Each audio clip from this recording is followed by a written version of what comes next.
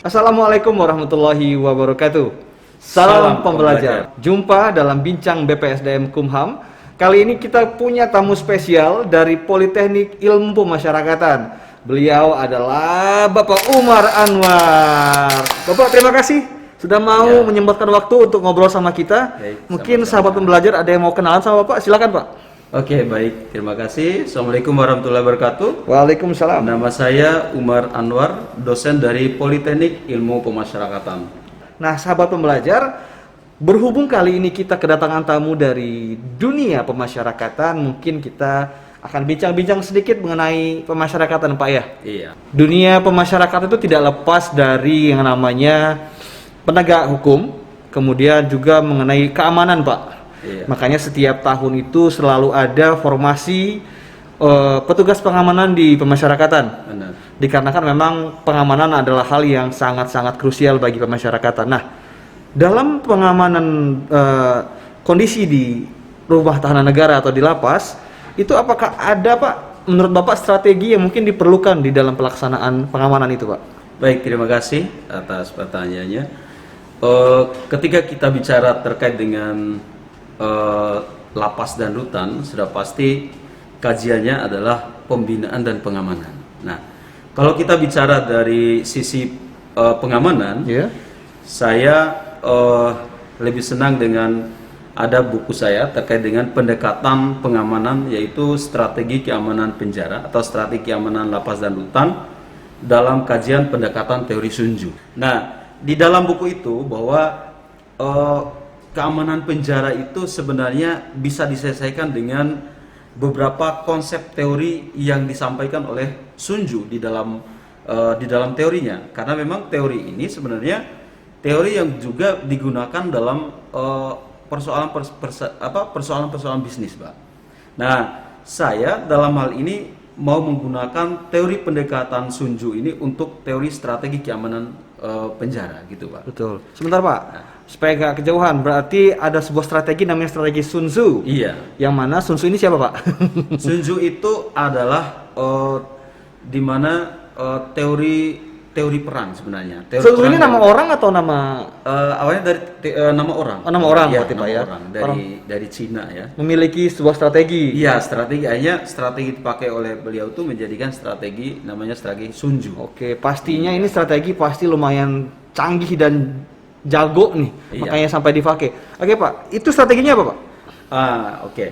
Strategi yang digunakan saya di dalam buku tersebut saya menjelaskan di awal itu adalah dengan bahasa yang sangat sangat baik sekali. Di situ dikatakan, if you know the enemy and know yourself, you need not fear the result of 100 battle. Artinya, jika Anda mengenal musuhmu dan mengenal dirimu sendiri, maka jangan takut terhadap 100 kali pertempuran. Nah, di situ sebenarnya kalau kita lihat dari pendekatan yang lebih jauh, Pak, bahwa ketika kita mengenal diri sendiri dan mengenal musuh, jadi jangan takut terhadap 100 kali pertempuran, pasti akan menang terus. Nah, yang kedua, jika Anda mengenal musuhmu tapi tidak mengenal diri sendiri, maka sekali-sekali menang dan sekali-kali kalah. Yang ketiga adalah jika Anda tidak mengenal dirimu dan juga tidak mengenal musuhmu, maka akan selalu berisiko terhadap setiap kali pertempuran. Nah, artinya apa di sini, Pak? Nah, kalau kita kaji dari pendekatan teori keamanan nih, apa sih yang dikatakan di dalam pengamanan itu sebagai kajian kajian musuh?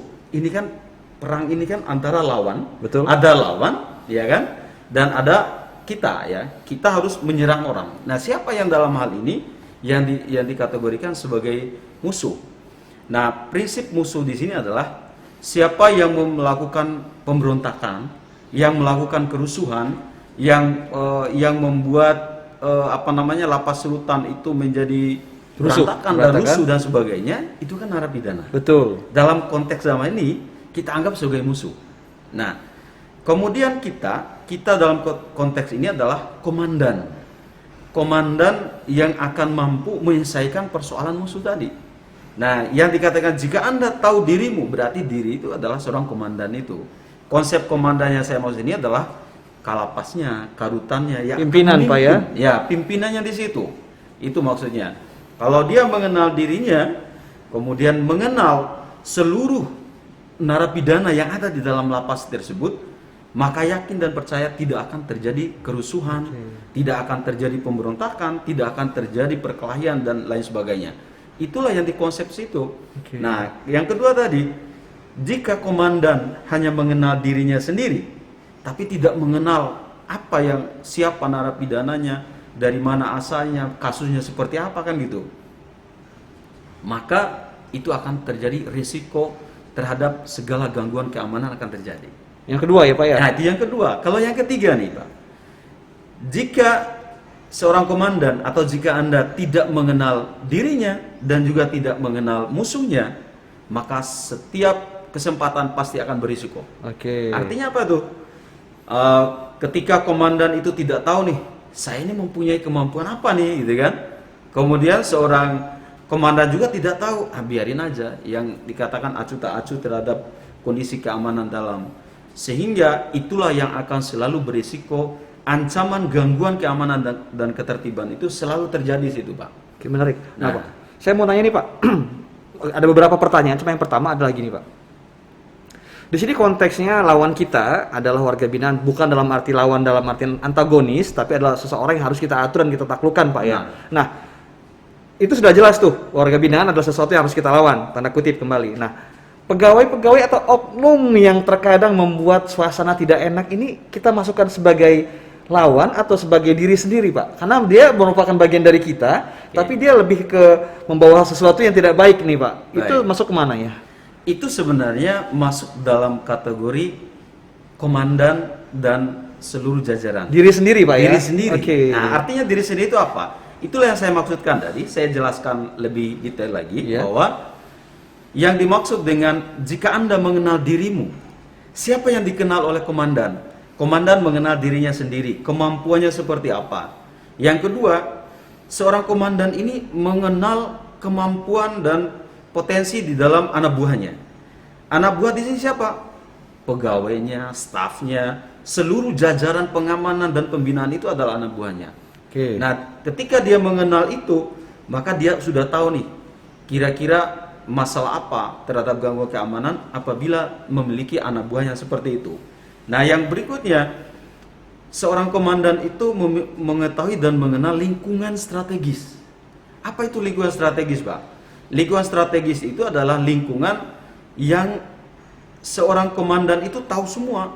Lapas itu titik sudutnya apa saja dia tahu. Di sini dia terancam apa, ancaman keamanan seperti apa.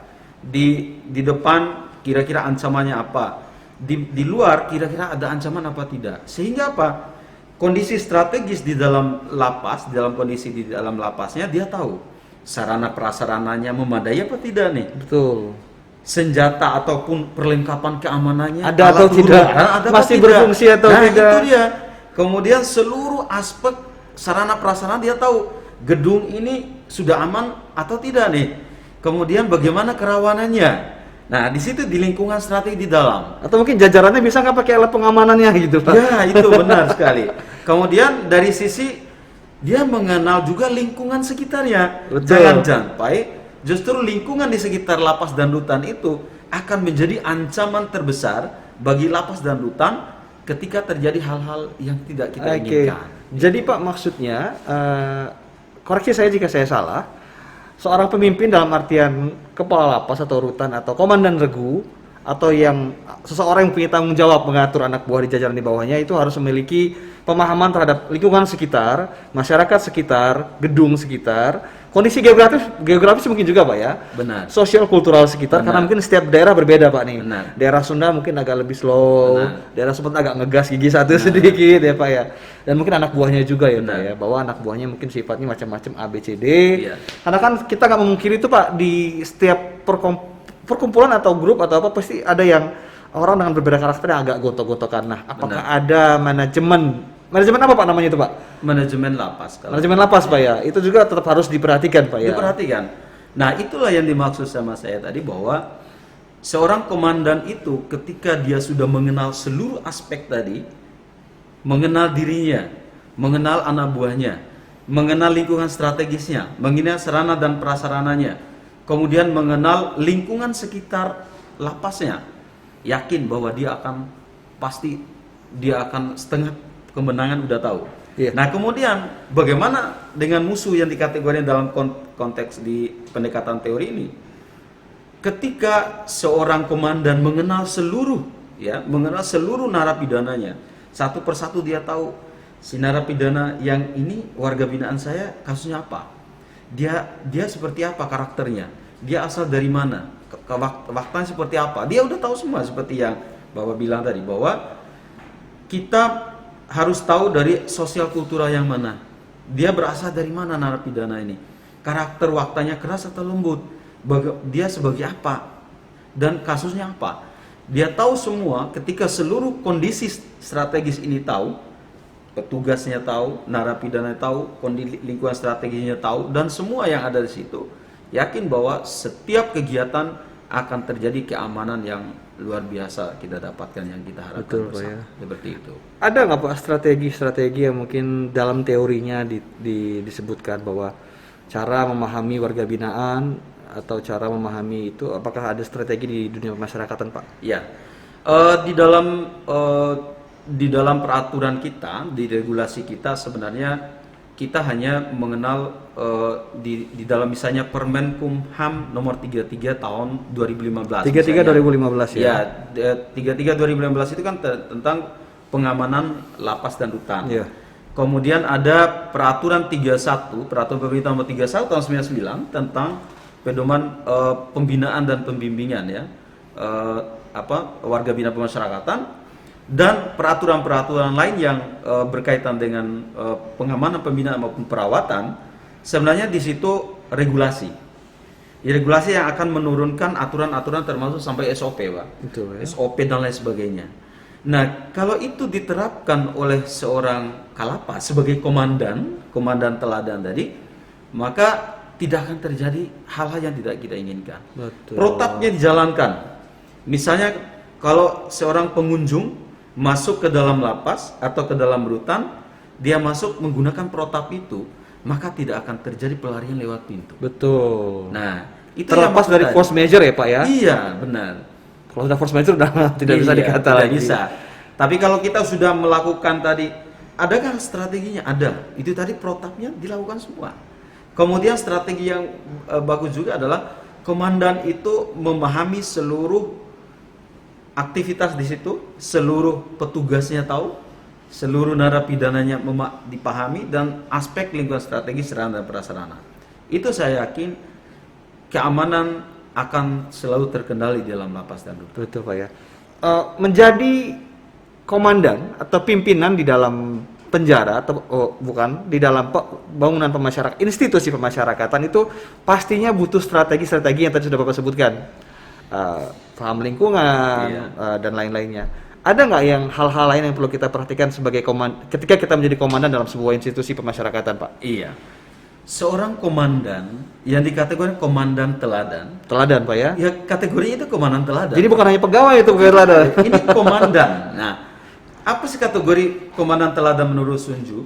Komandan teladan itu adalah komandan yang berani mengambil sikap tanpa memperhatikan pimpinan yang ada di atasnya. Konsepnya apa itu maksudnya?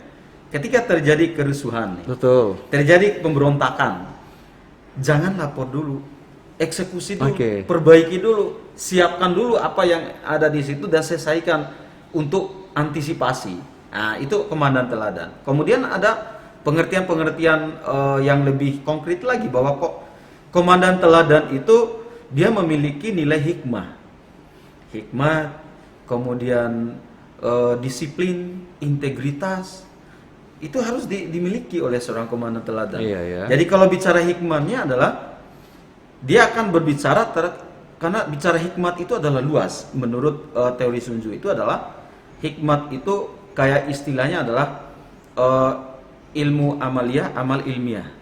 Artinya ilmu yang didapatkan di sekolah, di pendidikan, diterapkan dalam lingkungan kehidupan, diterapkan dalam lingkungan pekerjaan, sehingga dia hikmat.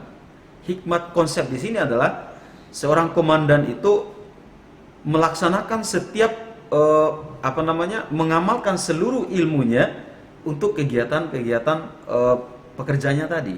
Nah, kemudian dia memiliki integritas.